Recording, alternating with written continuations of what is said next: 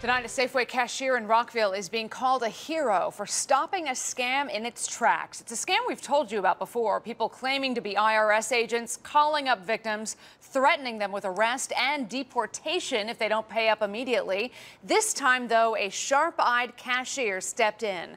Fox5's Tom Fitzgerald was able to speak with people police say they are behind the scam. And Fitz, this is really lucky that this latest victim had somebody step in. You're not kidding, Laura. She sure is. You know, we've told you about these people. They've lost tens of thousands of dollars as a result of this IRS scam. Now, usually these con men work like this. They get the victims to go to a supermarket, buy one of these prepaid debit cards, and read them those numbers off the card over the phone. But, you know, Safeway, they've been training their employees recently to spot when this is going on in their stores. And this time, these scam artists ran into something they were not expecting.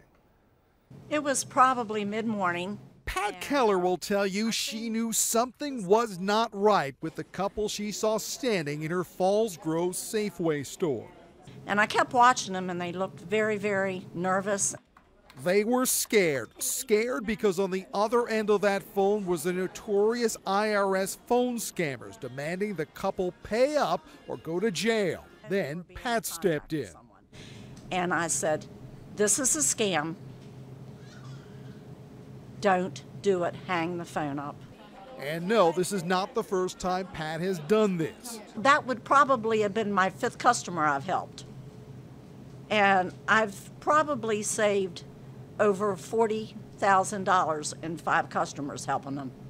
Safeway trains workers to spot customers putting big amounts of cash onto prepaid debit cards. Montgomery County Police have opened 31 cases since April. 18 of those individuals provided money, just over $95,000 in the last 6 months. And one of those victims was this man. When they said that I would be arrested, I actually got very scared. He asked not to give his name, but he was taken for $3,000. He says these IRS scammers were so convincing he believed he was going to prison, even though he knew he had no outstanding tax debt. I was very much controlled by phone. I couldn't really challenge him enough to convince that he was wrong. You were scared. You couldn't think clearly. I couldn't think clearly. But this is the infuriating part of this story. Even though federal officials and local police have been warning people for months about this scam, as we found out ourselves, they are still very much in business. We called the number that contacted our victim, and they are still pretending to be the IRS. Thank you for calling Internal Revenue Service. This is Sean. How can I help you? Yeah, hi, Sean. Is this the IRS? Anita Carter actually is with the IRS. And these angry shakedown calls will not be tolerated. But what the IRS has not been able to do is stop these calls. And not every victim is lucky enough to have Pat Keller standing there to step in and say stop. So I guess we saved them $4,000 that day. Now, make no mistake, to put yourself in the role of these victims, these calls are scary. They're basically threatening to upend your entire life. But there are 5 things you've got to remember if you receive one of these calls. First off, real agents aren't going to call your home without first sending you some type of official letter from the IRS.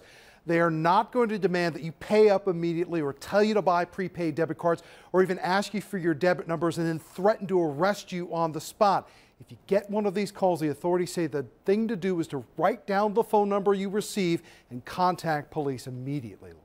I know they send out emails as well, so you got to be on the lookout for emails. Are there other grocery stores besides Safeway that are training their? What a great idea that they're training their employees to be on the lookout for this. Fortunately, you know, in the last 6 months since we've really been honing in on this story, all of the area retailers that are selling these cards have also been training their employees to spot this. But, you know, the thing that they really need to do, though, is stop these calls. And they've had a really hard time trying to track down these international numbers. They're masking themselves with the IRS. They're masking themselves with 202 numbers. So until they actually get these people who are perpetuating this, this is going to go on.